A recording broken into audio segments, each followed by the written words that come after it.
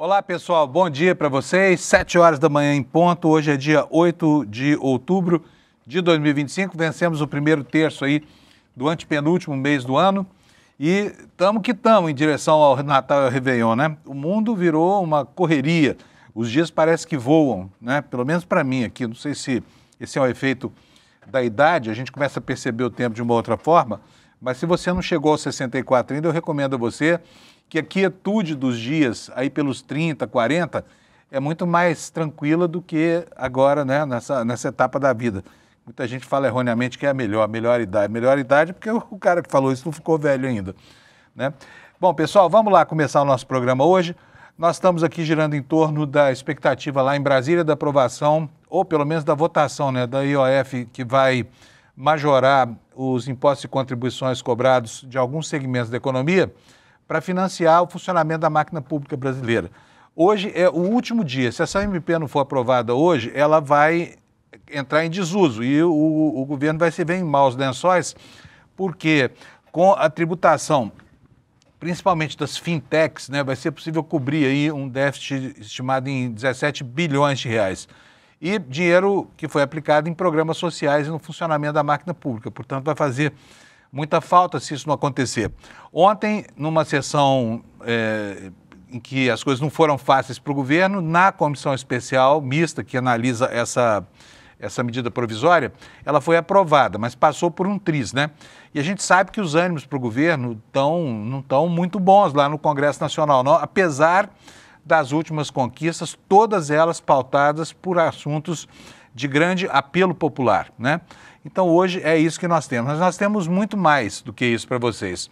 Lá no Equador, uma comitiva presidencial foi recebida a pedradas, né? E o presidente Noboa, que é um presidente de centro-direita, disse que houve uma tentativa de assassinato e que o carro dele foi atingido, inclusive, por disparos de arma de fogo. Mas não aconteceu nada com ninguém se feriu, ninguém se machucou. E apesar disso, o caso está sendo tratado lá como uma tentativa de assassinato do presidente da República. Fala-se no Equador que apedrejar a comitiva presidencial é um ato hostil e que revela a intenção de assassinar o presidente da República, né? Olha, o que mais nós temos aqui? Nós temos, ontem nós tivemos lá em Brasília um ato que deveria ser um ato maciço em favor da anistia do Bolsonaro, mas flopou, deu até pena dos bolsonaristas, estão falando para uma pequena multidão ou uma multidinha, como queira, tão pouca gente havia ali, né, revelando para nós aquilo que todo mundo sabe, que a tese da anistia só é importante mesmo para a família Bolsonaro. Não tem ninguém nem aí para anistia no Brasil, mais de 70% da população refutam esse tema e a extrema-direita começa, né, a ter uma noção mais acelerada do seu declínio surpreendente, porque até outro dia, até 6 meses atrás, era a extrema-direita quem dava as cartas, inclusive no jogo da opinião pública, né? Mas agora as coisas mudaram, e mudaram bastante. Bom, essas são as nossas manchetes, eu vou falar agora. Tem mais uma aqui, vocês sabiam, gente, que houve uma tentativa de constrangimento da nossa reportagem lá em Brasília por parte da deputada Bia Kicis? Essa galera fala de liberdade de expressão como se a liberdade de expressão fosse um valor supremo e absoluto, desde que não seja a liberdade de expressão dos seus antagonistas, né?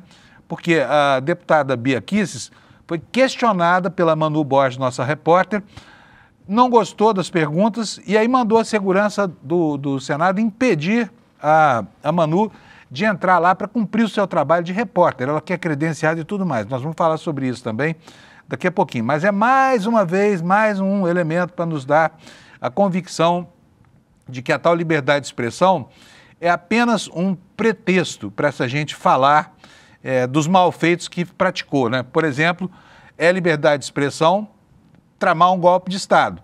É liberdade de expressão mobilizar forças para um golpe de Estado.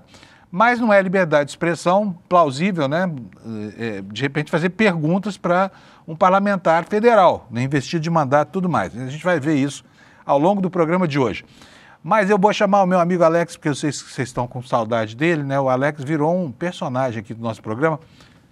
Que beleza. Bom dia, Alex. Tudo bem? Bom dia, Panunzio. Bom dia, comunidade. Como vocês estão? Já entrei daquele jeito, Panunzio. Bom dia para nós. que você tem hoje? Está alegre, Alex? Está com a blusa do Palmeiras aí? Não. Palmeiras não vai jogar tão cedo? Essa aqui é do Real Madrid. Ah, do Real Madrid, tá bom. Isso. Tô bem europeu hoje, Panuso. Eu tô vendo, tá bonito. Muito obrigado, igual os seus olhos. Ô Alex, seus olhos é bom, hein? Ô Alex, deixa eu te perguntar uma coisa. Nós estamos vendo aí a história. Hoje nós não temos nada de futebol para falar, tá? Então eu vou falar com o Alex sobre outra coisa, que é uma coisa relativa. Por quê? Nessa história da tributação pelo IOF, das fintechs e das bets, ontem na comissão especial as bets levaram o melhor. Por quê? Porque os deputados resolveram não molestar as casas de apostas, os cassinos brasileiros, né? Essas empresas que adoeceram a população brasileira com a jogatina eletrônica, mas os deputados acharam que elas não têm que pagar mais nada de imposto de renda para ajudar o país a vencer as dificuldades de financiamento da dívida pública. Eu fiquei muito curioso pelo seguinte, eu não vou em estádio de futebol há muito tempo, mas eu vejo de vez em quando, eventualmente, na televisão, e aqueles telões que eles botam nas laterais só passa propaganda de bet. Hoje acho que a bet é o único financiador, se não o único, é um dos poucos financiadores da atividade esportiva no Brasil, né? Por que as bets são tão importantes assim, hein? Elas representam um movimento econômico muito, muito, muito grande, é isso?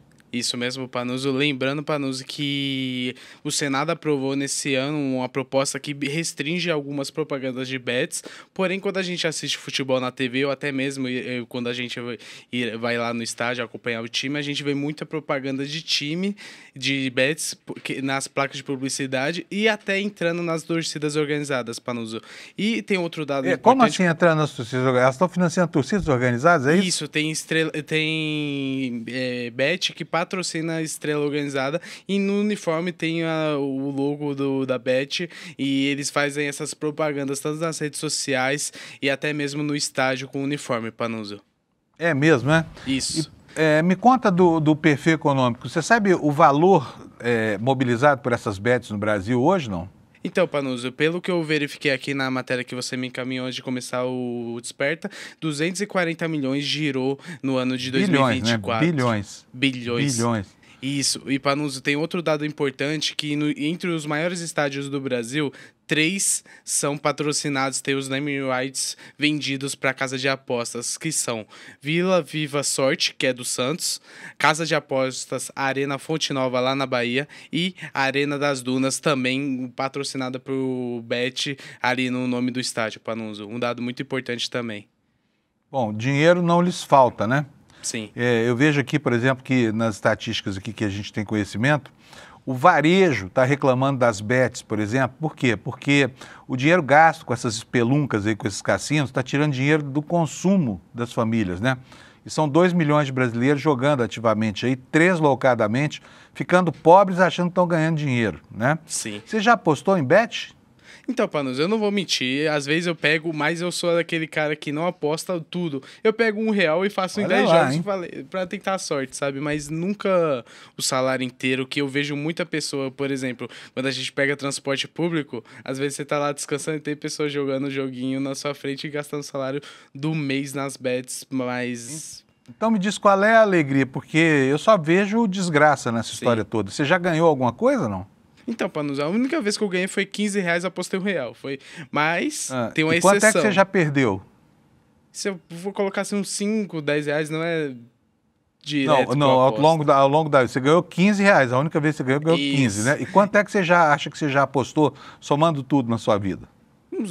Panuso, chutando alto assim uns R$30, eu não sou muito de apostar. Não, mas só 30? Só 30. Somando tudo? Isso é porque eu não sou de apostar. E para nos ter uma exceção, aqueles R$15 que eu ganhei, na casa de aposta que eu tinha apostado, você tem que ter no máximo de ganho R$30. Então eles deixam o dinheiro lá travado para você ficar gastando e perder. Então aqueles R$15 eu não ganhei. Eu perdi depois. Então... Bom, gente, então só para esclarecer, o Alex disse que ganhou, não. Na verdade ele perdeu. Porque se ele jogou 30 e ganhou 15, ele gastou 15, né?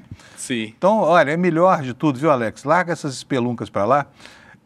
Casa de apostas é feita para o dono da casa de aposta ganhar dinheiro, tá? Sim. Ninguém vai ficar rico à custa de bet, de casa de aposta, nada disso. São espelunkas mesmo para atrair o consumidor E o consumidor vai lá na ilusão de que vai ganhar e muita gente deixa a vida lá, tá? Deixa o supermercado da casa lá, na ilusão de que vai ganhar dinheiro. Imagina, essas espeluncas só servem para uma coisa. Assim como arma só serve para matar, bet só serve para dar prejuízo, tá? É a Isso analogia mais adequada. E depois vão me fuzilar. Tá comparando arma com bet? Tô. As bets são uma arma apontada para a cabeça do consumidor brasileiro, principalmente para os mais vulneráveis, né, que, movidos por essa propaganda estúpida que a gente vê em tudo quanto é lugar, estádio de futebol, na mídia convencional, essa gente vai como um rebanho atrás dessas casas de apostas e empenha lá o dinheiro do leite em pó da criança e acaba perdendo, obviamente, porque quem vai ficar com leite em pó da criança é o dono da casa de apostas, tá? Isso mesmo. E lembrando, Panunzio, que no ICL tem um documentário sobre bets muito bom lá na plataforma, então a gente recomenda para você saber como é o mundo por trás do soco sujo das bets no mercado esportivo e tudo, Panunzio. Muito Vamos bom. nessa. Tá ótimo, Alex. Brigadão, viu? E por que eu estou falando isso tudo com o Alex hoje, gente? Porque a gente precisa mostrar exemplos concretos do que acontece. No caso do Alex, aí o Alex trabalha aqui no ICL, obviamente é um garoto muito ajuizado, não vai jogar fora o seu dinheiro. Mas vocês viram, ele por brincadeira uma vez botou 30 conto no negócio, gastou, levou de volta 15, portanto ele perdeu 15, perdeu metade daquele dinheirinho suado que ele botou lá, né? Então não faça isso, fique longe disso, tá? Jogo, gente, é igual droga, e é uma droga muito viciante, tá? As pessoas suscetíveis, elas vão acabar caindo nesse ciclo de vícios aberto pelo relacionamento com esse tipo de empresa. E são justamente essas empresas, né, que estão matando, inclusive, a atividade comercial no Brasil, que estão destruindo muitas famílias por aí. É justamente esse segmento que foi poupado ontem na comissão especial que analisa a PEC do IOF, a chamada PEC do IOF, uma PEC substitutiva lá da MP, PEC nada, da MP do IOF, né? MP 1303, tá? Que chama. Desculpa que eu falando de PEC aqui, porque estou com PEC na cabeça. Bom, gente, isso posto, vamos para a meteorologia? Vamos lá, que o dia já vai longe, né? São agora 7 horas e 12 minutos. Hoje o mapa do Brasil está assim, ó, cheio de alertas de perigo potencial. Lá no norte do Brasil, principalmente nas regiões mais a oeste, nós temos informações de que há muitas chuvas lá, chuvas intensas previstas para hoje, né? Em toda essa região do norte do Brasil. E as chuvas, por conta do cavado, que é o encontro de duas frentes frias simultaneamente, nós tivemos uma mudança brusca de temperatura aqui no sudeste e em parte do sul do país. Por isso temos aqui, olha, esses alertas de chuvas intensas aqui no sul do Mato Grosso do Sul e também lá no Triângulo Mineiro, onde a seca começa a ir embora, tá? E vamos ver aqui nessa região mais ao sul, que é onde está passando a frente com mais intensidade, o que vai acontecer hoje. Olha, ela vem lá desde o Mato Grosso, passando pelo norte do Mato Grosso do Sul, Triângulo Mineiro, norte de São Paulo e região da Serra da Mantiqueira, aqui no sul de Minas Gerais. Para essa região hoje estão previstas chuvas de entre 20 a 30 milímetros por hora, somando até 50 milímetros por dia, o que não é pouca água, ventos intensos que podem chegar a 60 quilômetros por hora e inclusive risco de queda de granizo, com baixo risco de corte de energia elétrica, estragos em plantações, quedas de galhos de árvore e de alagamentos, tá? Então, está aqui no mapa para vocês e nós temos outros alertas aqui, eu vou voltar para cá, porque nós temos um alerta de vento costeiro aqui, olha, no litoral do Rio de Janeiro e também no litoral do Espírito Santo, tá? Agora vamos ver as temperaturas aqui, a previsão, a condição de tempo nas cidades brasileiras. Olha, toda essa... Deixa eu diminuir aqui a tela para o mapa caber dentro dele aqui, dentro da sua página. Toda essa região verde, chuvas pesadas, né? Nessa região verde mais claro, chuvas também e chuvas que chegam até aqui, né? Nessa área amarela e sobem pelo litoral do Nordeste. Portanto, seco mesmo, só no coraçãozinho do Brasil, né? Onde a falta de umidade do ar, inclusive, continua incomodando a população. Vamos para as temperaturas. Porto Alegre amanheceu com 10, terá máxima de 21. Florianópolis amanheceu com 13 e a temperatura vai a 20 nas horas mais quentes. Em Curitiba vai variar só de 10 a 12 graus. Volta aqui, ligaram de novo o freezer curitibano. Em São Paulo, o dia começou com 13 graus, garoa, e a temperatura só vai até 17. No Rio de Janeiro, 19 de mínima e 25 de máxima. E em Vitória, 19 de mínima com 26 de máxima. Belo Horizonte, a máxima vai chegar a 29 graus, a noite também foi uma noite fresca, o dia será ensolarado com algumas nuvens. Em Campo Grande, a temperatura vai chegar a 34 graus, depois de uma madrugada fria, com 16 graus. Em Mato Grosso, a variação da temperatura vai ser de 18 a 34, chuvas isoladas na tarde. Aqui em Goiânia e Brasília, que região que o Juscelino Kubitschek chamava de deserto, né? Em Goiânia, primeiro, a temperatura vai chegar a 36 graus hoje, céu claro, pessoal de Goiânia se prepare para mais um dia de calor. E em Brasília também céu claro, com 32 graus de temperatura e baixíssima umidade relativa do ar. Em Palmas, tempo claro, 37 graus de temperatura. Já falei aqui de Cuiabá, que vai a 34, em Porto Velho a temperatura vai a 35, em Rio Branco vai a 33, em Manaus também 33, em Boa Vista 32 graus, Macapá 34, tudo isso aqui com chuva, tá, gente? Em Belém 33 graus, Belém que, aliás, vai ser a capital do Brasil, hein? Belém vai ser a 5ª cidade brasileira que já ganhou o status de capital por causa da COP30. O Senado aprovou ontem essa proposta, que na verdade é uma proposta da deputada Duda Salabert. Passou pela Câmara, agora passou pelo Senado e Belém será a capital do Brasil durante a COP30. Vamos lá, São Luís a temperatura vai variar de 25 a 33, em Teresina vai de 25 a 37, calorão. Fortaleza, que nas capitais do Nordeste, a única que vai ter um dia livre de chuva hoje é Fortaleza, onde a temperatura chega a 31, Natal, nuvens com 29, em Recife, nuvens com 30 de máxima, Aracaju, 29 graus Celsius de máxima e Salvador, 30 graus Celsius de máxima, possibilidade de chuvinha isolada. E por fim, Palmas, Tocantins, 37 graus, calorão também, com noite quente lá, 25 graus de temperatura. Esta é a previsão do tempo e agora vamos passar ao nosso noticiário, tá? Começando por aqui, a comissão especial que analisa a medida provisória que vai pretensamente elevar impostos de alguns segmentos para financiar o funcionamento da máquina pública, aprovou por um placar apertado nessa noite, né, o prosseguimento, e hoje o assunto chega finalmente ao plenário. E se não chegar, e se não for votado hoje, se for rejeitado, o governo está em péssimos lençóis, tá? Por isso esse aqui é um dos destaques no site do ICL, o iclnoticias.com.br. O governador Tarcísio, aquele sujeito que é um piadista de péssima qualidade, que se fosse viver de fazer piada em stand-up ia morrer de fome, voltou a público para se desculpar da bobagem que falou. Vocês viram ontem aqui com a gente, né, ele falando que só ia começar a se preocupar com o problema da contaminação por metanol quando a Coca-Cola começasse a ser afetada, né? Ninguém riu, a piada foi ruim, deu ruim para o governador e ele sentiu a pressão das redes sociais e voltou atrás, divulgou um vídeo pedindo desculpas.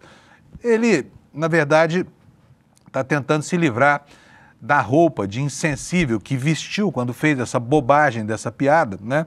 E aí todo mundo se lembrou, né, da intempestividade verbal do Bolsonaro, quando durante a pandemia, assim como o Tarcísio, tirou sarro de quem estava sofrendo e tirou sarro da opinião pública por desprezar a comoção social que essa situação de preocupação gera. Mas aí o governador pediu desculpa, estava com cara de triste, comovido, daqui a pouquinho vocês vão ver, tá? A ofensa e o ofendido. Aqui nos outros destaques do ICL, olha só, nós recebemos uma menção honrosa por causa do documentário feito pela equipe da Juliana Dalpiva sobre o Malafaia. Quem é o Malafaia? É o cardeal Richelieu da política brasileira, tá? É o homem que financia todos os atos antidemocráticos e cuja voz de tenor tonitruante está presente em toda a cantilena golpista. E que está em maus lençóis lá no Supremo Tribunal Federal, onde a Procuradoria-Geral da República investiga se ele está por trás dessa campanha infamante de coação dos ministros da Corte, que não deu em nada, né, mas não faltaram esforços, né? Outra matéria em destaque aqui conosco é a tal da CPF dos imóveis, que é uma nova contribuição, e o reflexo disso no IPTU, que é uma coisa que incomoda e preocupa todo mundo, porque anda caro na maior parte das cidades brasileiras, né? Na área da educação, nós temos aqui o anúncio de criação de 5 mil vagas em tecnologia, nos cursos de tecnologia federais, com seleção pelo Enem, que estão sendo abertos aí pelo Ministério da Educação, tá bom? No Paraná, o caso muito estranho de uma jovem presa porque estava stalkeando, ameaçando, estava perseguindo uma professora por lá e daqui a pouco a gente vai falar sobre isso. E por fim, o destaque aqui é ruim para os bolsonaristas, a gente até sente muito, sente nada, a gente dá essa notícia com prazer danado. Mas olha aqui, ó, o ato em defesa da anistia flopou, né? Não foi ninguém. Tinha pouquíssima gente lá e a gente pode ver aqui, olha, a Michele falando lá na Esplanada dos Ministérios, tudo vazio, ó. Tudo vazio, vazio lá no fundo, tá vendo só? Falando para ninguém, hein, Michele? Ou seja, a população, olha, tá nem aí para essa família e para suas mazelas, mas Bolsonaro são águas passadas, tá? Aliás, os Bolsonaro, né? Eles vão voltar na eleição, tá? E já está uma confusão lá em Santa Catarina que vocês não imaginam. Não vai dar tempo de falar sobre isso hoje, mas a gente vai voltar nesse assunto essa semana, provavelmente lá na sexta-feira, tá bom? Bom, deixa eu ver aqui, aparece aí na tela, Alex, fala para todo mundo o que está acontecendo. Foi com um pouquinho de atraso, mas é que tem uma notícia nova, só para dar um F5 aí pra gente informar o público também. Tem uma notícia nova que entrou do Kleber Lourenço. Porque, deixa eu dizer uma coisa para vocês, quem está acordando agora, fica em vantagem, porque quando acessa o site do ICL, por volta das 7, muda toda a primeira página. Então nós temos notícia nova aqui, o Kleber Lourenço está me avisando, uma nova manchete que está aí para vocês, mesmo com alívio para a Bet, Centrão trava a MP do IOF e força o governo a adiar a votação. Sob pressão de setores que resistem à taxação de bancos, bets e bilionários, o Planalto tenta recompor a base. Vai ser um trabalho louco durante o dia de hoje, né? E a outra manchete está mantida, é a flopada manifestação de ontem lá em favor da anistia do Bolsonaro em Brasília, tá? Já vou passar, vamos começar inclusive por aqui para a gente saber o que está acontecendo de novidade lá em Brasília, porque essa MP do IOF é uma MP extremamente importante para as finanças públicas, né? É extremamente importante para o financiamento da máquina pública e para evitar o fechamento do ano com um déficit que não estava previsto, né? Um déficit que o governo pretende evitar. A manchete está aí para vocês, com alívio para a Bet, Centrão trava o MP do IOF e o governo adia a votação. Matéria do Kleber Lourenço. Sem os votos necessários para aprovar a MP 1303, o governo adiou para esta quarta-feira, último dia de validade da medida, a votação do texto que substitui a arrecadação do IOF do Imposto sobre Operações Financeiras.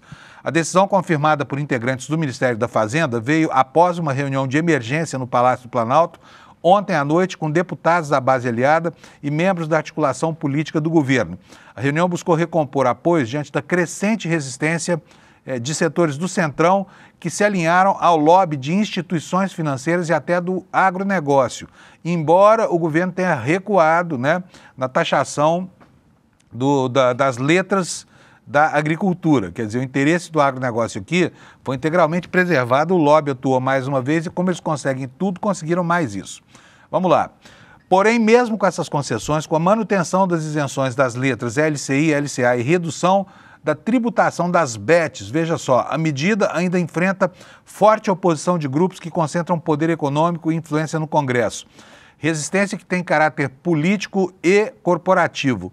Parlamentares contrários à medida provisória alegam distorções técnicas, só que nos bastidores eles admitem desconforto em votar uma proposta que onera o topo da pirâmide financeira, enquanto mantém a ampliação da isenção do imposto de renda para trabalhador, ou seja, está doendo na consciência deles, né? Ter que, de repente, tirar um pouquinho mais de quem tem tanto para ajudar tantos que têm tão pouco, né? Quase 20 milhões de brasileiros aí que ganharam a isenção do imposto de renda porque recebem até R$5.000 por mês e a isenção parcial até R$7.350, né? Está doendo na consciência desses parlamentares que são defensores dos fortes e opressores. Segue aqui o Kleber nos explicando o contexto lá em Brasília. Diz que o impasse é simbólico. De um lado, o governo tenta equilibrar o orçamento e reduzir privilégios fiscais e de outro, setores influentes agem para preservar ganhos e isenções históricas. Em conversa com o ICL Notícias, o deputado Lindbergh Faria, do PT do Rio de Janeiro, que é o líder do governo na Câmara, ele afirmou que o movimento contra a MP tem motivação política e repete o mesmo roteiro da crise do IOF. O que disse o Lindbergh?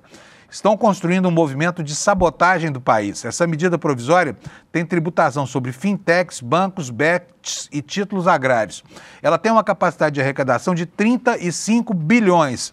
E estou começando a ver um movimento parecido com o do IOF, disse ele, fazendo uma referência lá para trás, né, a crise do IOF, quando essa ideia foi apresentada. A ideia de majorar o IOF para alguns setores para financiar a redução do imposto de renda para tantas pessoas, esses que ganham até R$5.000 e têm registro em carteira. Lindbergh citou nominalmente alguns dos principais articuladores da resistência. Tem participação de quem? Vamos ver se você adivinha, tá? Vou até permitir aqui, dar um tempinho aqui, para que a sua cabeça se lembre de quem é que está sempre contra os interesses populares. Nominados agora pelo Lindbergh. Vamos lá? Ciro Nogueira, tá? Alguma surpresa? Rueda, Tarcísio, Eduardo Cunha. Veja só, Eduardo Cunha nem é parlamentar e está mandando no movimento de obstrução lá em Brasília. Ele, aquele golpista que foi caçado porque mentiu sobre contas no exterior. Essa turma está tentando parar o país, disse o Lindbergh. Segundo ele, o grupo atua para inviabilizar qualquer medida que taxe bancos, grandes fortunas ou empresas bilionárias. Lindbergh disse que por mais que o relator tenha recuado nas bets, eles também não querem. Ou seja, vai ser uma batalha importante que vai ocorrer hoje lá em Brasília, né? Fontes da articulação política do governo afirmam que a reunião de terça-feira, de ontem à noite, foi marcada por apelos diretos de ministros a líderes da base para evitar uma nova derrota. A avaliação é de que o Centrão transformou o MP em instrumento de chantagem, usando o impasse fiscal como moeda de troca por emendas e cargos, o que, aliás, não muda nada absolutamente na história do parlamento, na história recente do parlamento, né? A crise remete à batalha do IOF em julho, quando o mesmo grupo articulou uma sustação dos decretos do Executivo e levou o tema ao Supremo Tribunal Federal. Na prática, o movimento impediu o governo de ampliar a arrecadação sobre grandes operações financeiras, preservando ganhos de bancos e de fundos de investimento, que são quem, de fato, manda na matilha congressual brasileira. Essa matilha que está sempre atrás de defender interesses privados, interesses corporativos, em vez de prezar por interesses nacionais legítimos, né? Segue aqui o texto do nosso grande Kleber, dizendo que agora com o MP 1303, o Planalto tenta evitar um novo bloqueio.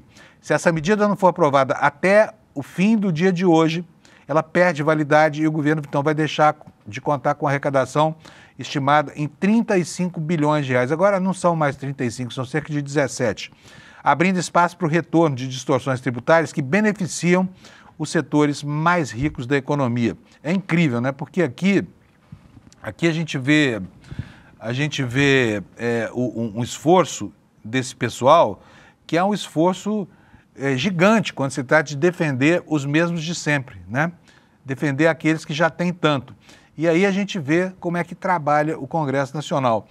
E é preciso prestar sempre muita atenção aos movimentos desse pessoal. Antônio Rueda, que não tem mandato parlamentar, mas é o presidente da União Brasil, e principalmente o senador Ciro Nogueira, que o governador Ronaldo Caiado chamou de quase ex-senador, sem nenhuma importância sequer no estado dele. Mas quando o assunto é defesa dos fortes e opressores, aí sim está lá sempre o Ciro Nogueira dando o melhor de si, ou sei lá se é o pior de si, em função das piores causas, tá? E por falar em piores causas, vamos falar sobre piores comportamentos agora. O governador de São Paulo, ontem nós criticamos bastante a atitude dele, não fomos só nós, né? A internet inteira criticou. Por quê? Porque o governador de São Paulo falou uma bobagem gigantesca, fez uma piada da qual ninguém riu, pegou muito mal, teve uma repercussão gigantesca e aí apareceu ele como um cordeirinho na internet, falando sobre a sua declaração e o seu sincero arrependimento por ter demonstrado a sua total falta de empatia para com o sofrimento popular. Isso tudo faz referência à crise do metanol, né? Justamente onde? O governador do estado, onde o problema eclodiu e onde o problema é cada dia que passa mais grave e evidente, né? Vamos ver aqui a manchete no site do ICL. Olha, Tarcísio se desculpa por brincadeira com Coca-Cola em meio à intoxicação por metanol. Disse aqui que admitiu que a brincadeira não cabia diante da gravidade do que está acontecendo. Para refrescar a sua memória, se você não viu, eu pedi para o Alex e para o Anderson aqui, que estão na minha retaguarda aqui, para pegarem o vídeo de ontem e depois o vídeo de anteontem, aliás, e depois o vídeo de ontem, que é o governador se arrependendo. Vamos ver primeiro o que disse o Tarcísio. Roda para nós, Alex, por favor. No dia que começarem a falsificar a Coca-Cola, eu vou me preocupar. Ainda bem que ainda não chegaram nesse ponto, né? Não, Coca-Cola até aqui não. E a minha é normal. Além de péssimo gosto de usar, né, uma situação grave dessa para fazer troça do pavor que se infunde nas pessoas, o governador não se deu conta de ninguém riu da piada. Só foi chegar assim, à conclusão de que ele tinha sido absolutamente grosseiro muitas horas depois, quando a internet começou a cair de pau sobre essas declarações dele, né? Já era tarde, o prejuízo estava contabilizado. Mas aí o Tarcísio se saiu com essa aqui, como vocês vão ver agora. Bota para nós, por favor, Alex. Acabei fazendo uma brincadeira para descontrair a coletiva que foi muito mal interpretada e que, de fato, não cabia naquele momento em face da gravidade do que vem acontecendo. E é por isso que eu peço perdão. Perdão às famílias que sofrem por terem perdido entes queridos, aos comerciantes que estão vendo seus negócios sofrerem, aos que dão duro, ao público que quer uma ação firme do Estado, que quer segurança. Não tenho compromisso com erro. Nosso compromisso é com as pessoas, é resolver a crise, é dar tranquilidade às famílias. Não é a primeira vez que eu venho aqui pedir desculpas, não será a última. Estou ciente das minhas limitações, das minhas falhas. Eu sei que o arrependimento não vai apagar o passado, mas ensina. E vai nos ajudar na construção de um caminho que queremos e estejam certos que nós vamos continuar dando o nosso melhor. Tomara que não continue contando piada, né, governador? Porque a sua função não é de ser piadista, muito menos piada de péssimo gosto como essa que Vossa Excelência contou aí, né? Agora, com relação ao desprezo pela vida, mais do que em palavras, né, em atos a gente pode entender como esse governador preza mesmo, está muito preocupado com segurança das pessoas, porque ele mantém um assassino, né, Derrite, na Secretaria de Segurança, um apólogo do assassinato na ação policial, que ontem, em um evento em uma academia de polícia, falando para a tropa dele, de novo voltou a valorizar o policial que mata em serviço. O apólogo do homicídio, do assassinato policial, Guilherme Derrite, secretário de Segurança, tão decantado aí, falando até que estão falando aí que se o PL, né, o PL falando que se o Tarcísio for candidato a presidente, ele, Derrite, será o candidato a governador. É como entregar a cabeça do cidadão paulista para um algoz violentíssimo, né?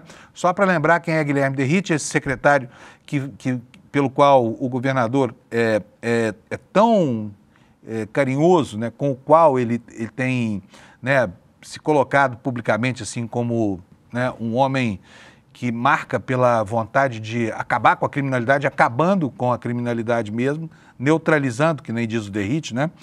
Esse é o homem que a gente usa para entender o governador, quer dizer, o desprezo pela morte de quem consumiu bebida contaminada por etanol no estado dele não é menor do que o desprezo por aqueles que a polícia dele mata sem motivo nenhum, tá? Só pelo gosto, pelo assassinato. Vamos lá, gente, o que diz aqui a matéria para nós, para a gente encerrar esse assunto aqui? O governador de São Paulo divulgou um vídeo em que pede desculpa, você acabou de ver aí. Na segunda-feira ele cometeu aquela piada horrorosa, né? A declaração foi feita no momento de grande preocupação com o avanço das investigações, repercutiu muito negativamente. E aí vem o Tarcísio dizendo, eu errei, acabei fazendo a brincadeira para descontrair a coletiva, foi mal interpretada. Governador, o senhor realmente é um péssimo piadista, é melhor não tentar mais fazer gracinha, porque não vai dar certo, tá bom? Gente, o ICL, vocês acompanharam aqui, nós temos uma produção de documentários, aliás, amanhã vai ser lançado aqui o segundo documentário da série de viagens internacionais do Eduardo Moreira. Ele já fez o Vai para Cuba, Eduardo. Amanhã você vai saber o que é Vai para Argentina Carajo, que está aqui no seu vídeo.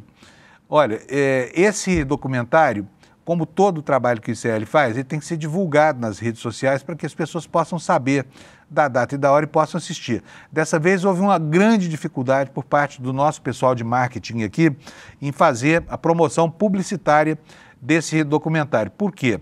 Porque tanto a Meta quanto o Google entenderam que era propaganda política. Sabe por quê? Porque falava de Javier Milei, que é o queridinho da extrema-direita mundial.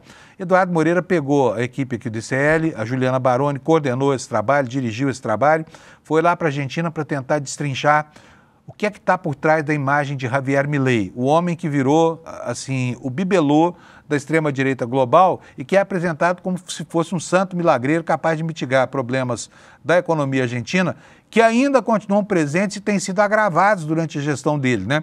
Com a maior quebradeira da história, com o empobrecimento de metade da população e outras coisas. Mas aí ficam duas visões para o mundo, né? A visão do lado progressista do problema, que é a que enxerga a destruição estrutural que está sendo provocada por esse homem.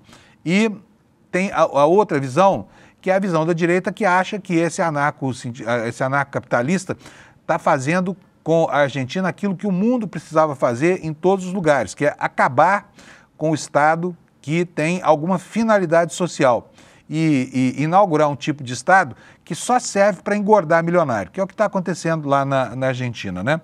E, bom, eu estou falando isso tudo por quê? Porque os documentários do ICL são grandes obras de investigação jornalística e, não raro, recebem reconhecimentos importantes, como, por exemplo, o prêmio Vladimir Herzog, né? Está aqui na manchete do nosso site que nós acabamos de receber uma menção honrosa pelo podcast Império Malafaia, do prêmio honroso, do Vladimir Herzog, né? É um prêmio extremamente importante e honroso. Vou ler aqui um trechinho da notícia para vocês, só para vocês saberem e para se sentirem estimulados a assistir o documentário de amanhã, tá? Amanhã às 8 da noite. Vamos lá. A primeira temporada do podcast No Alvo, que é o original do ICL, sob título de Império Malafaia, recebeu menção honrosa na categoria áudio no 47º Prêmio Jornalístico Vladimir Herzog. A escolha dos vencedores se deu nesta terça-feira. O vencedor da categoria 5, por 5 votos a 4, foi Dois Mundos, do jornal Folha de São Paulo. A cerimônia de premiação ocorrerá no dia 27 de outubro, em São Paulo. E em maio, o ICL Notícias publicou esse podcast, que faz parte de um projeto que também tem um documentário, como eu falei, e um especial multimídia publicado no site do ICL Notícias. Essa série tem foco na construção do patrimônio político e financeiro do pastor e ativista Silas Malafaia, que, como você sabe, é líder da AVEC, né, da Assembleia de Deus Vitória em Cristo, a ADVEC. A vida financeira do pastor foi investigada pelo Igor Melo, apresentador do podcast, que atuou sob coordenação da Juliana Dalpiva, nossa repórter. No projeto também participaram Cristiano Botafogo, Gabriel Varela, Camila Mercatelli, Paula Vilar, Helenício Boltari, Éder Ribeiro, Fred Lopes, Estela Nasrini, Amon Medrado e João Brise, tá? Então está aqui o registro de que nós fizemos por merecer, fizemos bonito lá no prêmio oferecido aos melhores trabalhos de investigação jornalística do país, né? O prêmio Vladimir Herzog. Vamos lá, CPF dos imóveis, você sabe o que é isso? Esse é um assunto que está dentro do escopo da reforma tributária, né? Tem gerado preocupações. Tecnicamente, o nome disso é uma sigla, chama CIB, né? Que deve impactar o IPTU. Vamos saber o que é a tal da CIB? Matéria da Folha Press no nosso site. Previsto na reforma tributária, o CIB, que é o Cadastro Imobiliário Brasileiro, apelidado de CPF dos imóveis, tem levantado dúvidas acerca do seu impacto sobre o valor do IPTU, que é o imposto cobrado sobre a propriedade de imóveis, né, terrenos e prédios. Reforma tributária brasileira altera a forma de cobrança de imposto sobre imóveis a partir de 2026 e as principais mudanças previstas nesse caso, segundo o governo federal, não estão na fórmula de cálculo do IPTU, mas na digitalização e na integração em um único sistema de informações sobre propriedades que hoje ficam espalhados nos bancos de cartórios, prefeituras e da Receita Federal. Mudança na dinâmica de processamento de informações sobre imóveis tem gerado receio em proprietários. No início do mês, o Comprova identificou publicações nas redes sociais que revelam dúvidas e desinformações sobre as mudanças. E para esclarecer o que deve mudar e se o valor do imposto pode efetivamente aumentar, o projeto consultou o advogado tributarista Bruno Gonçalves e também informações da Secretaria Municipal de Fazenda de São Paulo e da Receita Federal. Esse novo sistema pode gerar reajustes dos valores do IPTU porque o valor de referência para os imóveis passa a ser o valor de mercado, que levará em conta as atualizações dos dados enviados pelos órgãos públicos ao novo sistema. O que é o tal do CPF dos imóveis, o que é o tal do cadastro. A reforma não altera a fórmula de cálculo. A conta continua sendo sobre a multiplicação do valor venal, que é usado como base de cálculo para o IPTU pela alíquota do imposto. A grande mudança está na forma como o valor venal vai ser apurado, a partir da criação de dois novos sistemas. Um é o SIB e o outro é o SINTER, que é o Sistema Nacional de Gestão de Informações Territoriais. Esses dois sistemas buscam modernizar todo o sistema de tributação. E a ideia é de que a atualização ajude a dar mais transparência e agilidade na coleta de informações sobre propriedade, segundo explicação do governo federal. A SIB funcionará então como uma espécie de CPF dos imóveis no país e pelo cadastro será atribuído um código de identificação único a cada propriedade. O SINTER integrará, por meio da plataforma da Receita Federal, dados do SIB com os de cartório, prefeituras e outros órgãos. Isso permitirá um monitoramento quase em tempo real das transações imobiliárias, né?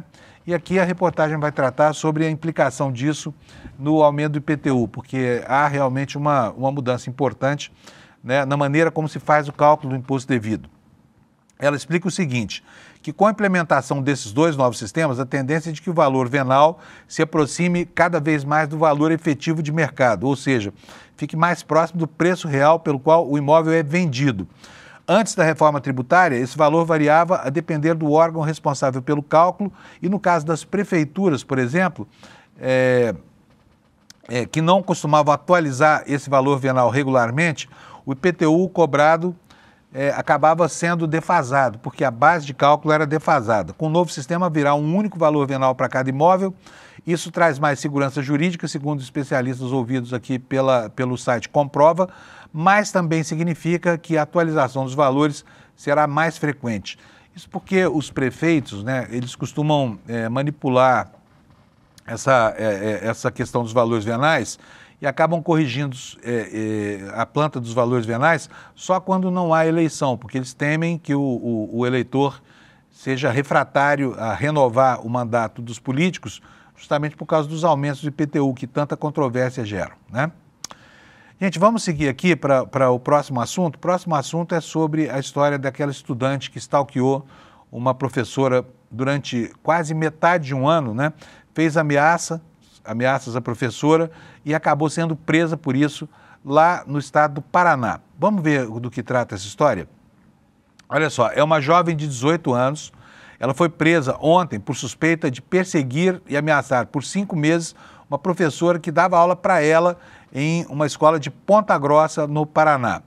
Essa jovem perseguiu a professora durante 5 meses. A perseguição começou em maio deste ano e, nesse período, a suspeita criou perfis falsos e fez ameaças à integridade física da vítima e dos familiares dela. A motivação seria o fato de a vítima ter assumido a função de outra professora de quem a suspeita gostava. Só por isso, tá? Ela foi substituir a professora dessa jovem e acabou entrando nesse circuito aqui de perseguição, né? A suspeita primeiro criou perfis falsos com o intuito de defamar a nova professora. Segundo a investigação, a aluna também divulgou dados pessoais, divulgou fotos e até imagens do carro utilizado pela vítima, além do endereço residencial dela. A jovem passou a fazer ameaças de morte contra a professora e contra familiares dela, incluindo a filha de 16 anos da vítima. Em várias ocasiões, a suspeita passava repetidas vezes de motocicleta em frente à casa da docente em atos de intimidação, né? E a polícia também afirma que ela chegou a arquitetar um plano de sequestro da professora.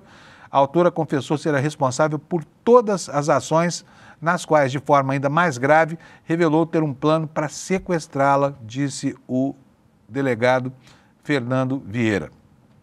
Olha, gente, que drama isso, né? Isso é só mais um dos aspectos da vida do professorado do Brasil, que não é fácil, né?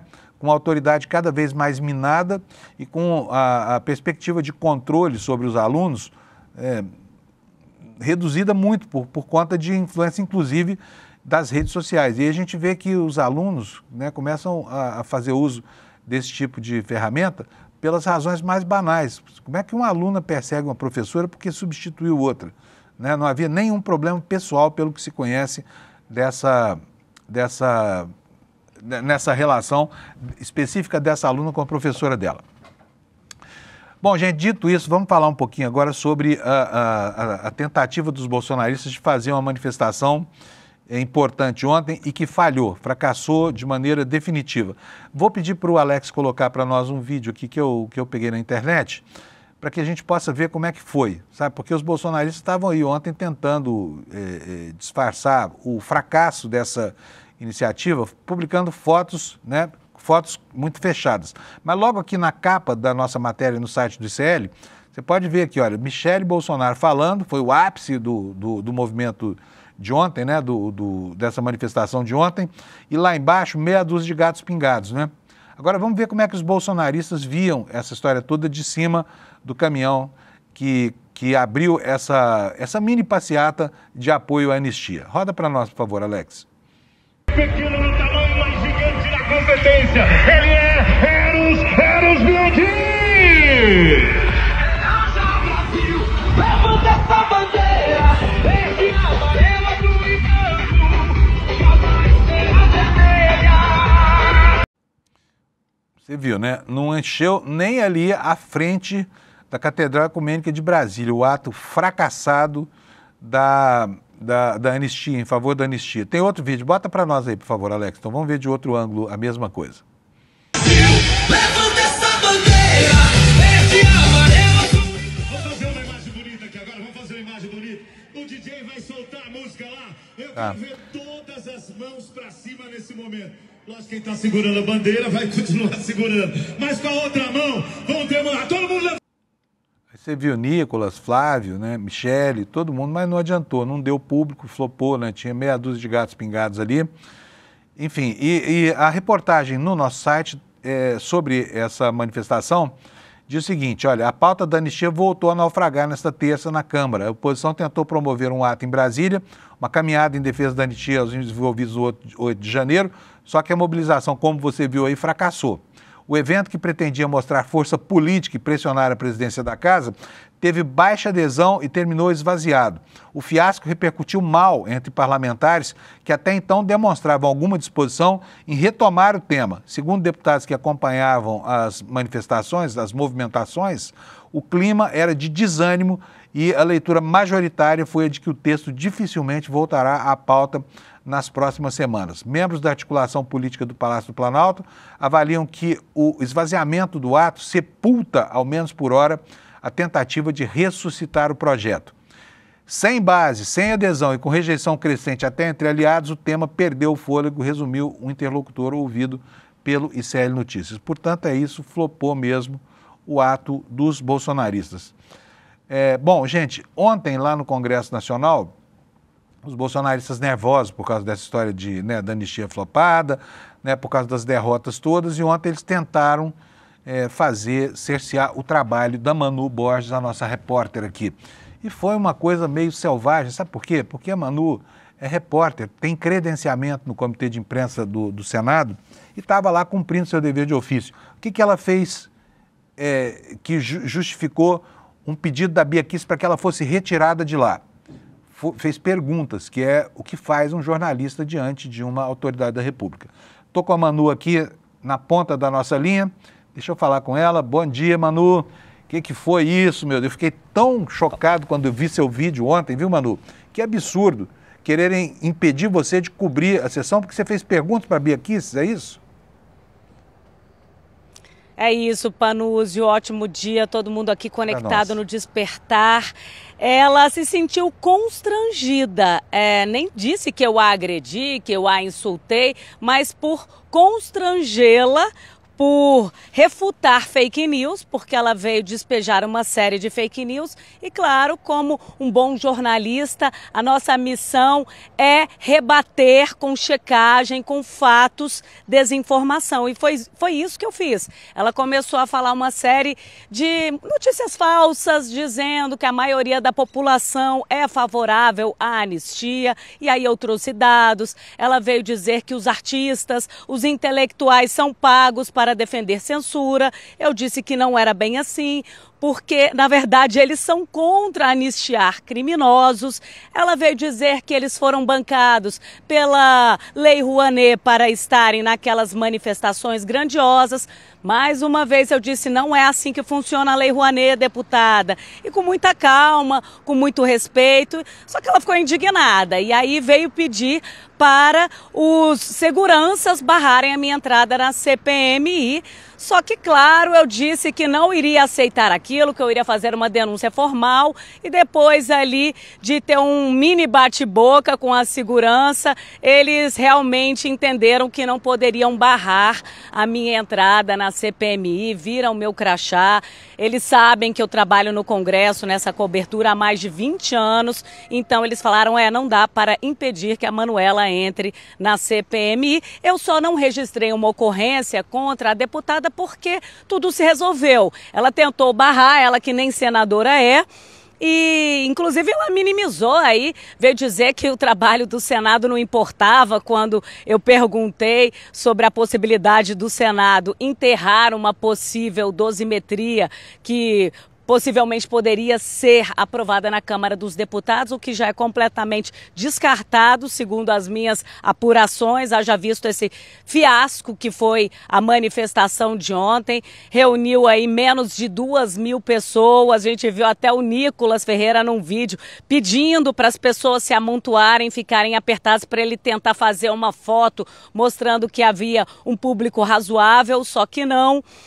Mas a gente vê que é isso, uma tentativa de intimidar o trabalho dos jornalistas independentes, livres, só que não colou. Por isso que eu não fui fazer uma reclamação formal, porque os próprios seguranças, a chefia dos seguranças entendeu que não poderia cercear o meu trabalho. Ô Manu, o que você perguntou para ela que ela ficou tão ofendida? Foi isso, se essa dosimetria tinha apoio para ser votada, se teria adesão do Senado Federal. Ela falou, não, o Senado não importa, a gente tem que focar só na Câmara dos Deputados, como se uma casa não dependesse da outra para legislar, para aprovar uma lei, como se a Câmara pudesse atuar de forma independente e sozinha, sendo que são casas conjugadas, ou seja, a deputada precisa realmente voltar a estudar como é que se dá o processo legislativo, porque parece que ela não entende como é que funciona a aprovação de leis. Uma lei que ela defende com unhas e dentes e que sem o apoio e a parceria do Senado não avança, como a gente viu acontecer com a PEC da bandidagem. Muito bom. Manu, algum prognóstico para a votação da PEC 1303, da MP 1303 hoje, por falar nisso? Não. Então, a gente esperava que ontem a Câmara, o plenário da Câmara já desse início à votação, porque caduca hoje, ainda tem que passar também pelo plenário do Senado. Foi uma votação muito apertada na comissão mista, diferença de 1 voto. Agora, o que eu apurei nos bastidores é que existe uma força para tentar derrubar, assim como foi a MP com a alta do IOF, o Imposto sobre Operações Financeiras. O agronegócio ainda tenta, sim, derrubar e impor essa derrota ao governo. A gente vai acompanhar. Então, não teve nenhum pronunciamento do presidente da Câmara dos Deputados, Hugo Mota. A expectativa era de que ontem à noite tivesse início, pelo menos, a discussão em plenário, e isso não aconteceu. Eu procurei hoje nos sites de notícia, fiz uma varredura, não vi nenhuma informação sobre a hora que estaria marcada a votação dessa medida provisória que amplia a tributação do imposto de renda sobre aplicações financeiras. Agora eu quero só resgatar uma outra história, Panúzio. Você na época devia estar aqui em Brasília também, cobrindo o Congresso Nacional, que eu lembro de você aí dessa época, quando o senador Renan Calheiros era presidente. Ô Manu, desculpa te interromper, você não vai fazer igual ao Lula e dizer que você era estagiária quando eu já era jornalista, né? Há muito tempo aí no Congresso Nacional. Não. Não, seria uma desfeita. Não, eu já era jornalista. Eu sou, né, macaca velha, Panúzio. Não, mas no caso do Lula é mentira, é fake news mesmo.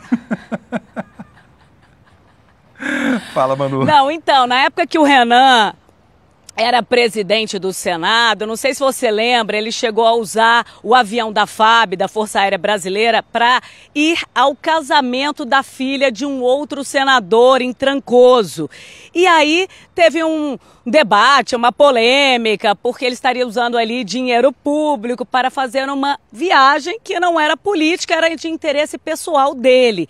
E na ocasião também o presidente da Câmara, eu até esqueci o nome dele, ele usou também o avião da FAB para ir a um jogo de futebol, levou a família, pegou muito mal e ele devolveu o dinheiro dessa corrida, né, do combustível usado pelo avião da FAB. E aí eu fiz uma pergunta para o Renan, para o então presidente. E falei, presidente, é ético, é moral usar o avião da Força Aérea para fazer uma viagem de interesse pessoal? Ele ficou indignado, mas se manteve em silêncio, fez aquele olhar matador. Se fosse ali no Pânico, iriam botar aquele raiozinho ali para me trucidar. Mas eu insisti na pergunta, apertei e ele não respondeu, ficou calado. Sabia que iria pegar muito mal se ele me xingasse, se ele me ofendesse, mas claro, dentro dele eu acho que tinha essa vontade sim de me esganar, de apertar meu pescoço. Deixa e aí depois uma jornalista que até trabalha no Senado, na Rádio Senado, falou, Manuela, mas você não tem medo? O Renan, ele é vingativo, hein? Ele vai pedir a sua cabeça. E eu realmente fiquei até preocupada. Falei, ai meu Deus, será que eu vou perder meu emprego? Só que não teve nenhum Não tipo vai de perder. retaliação.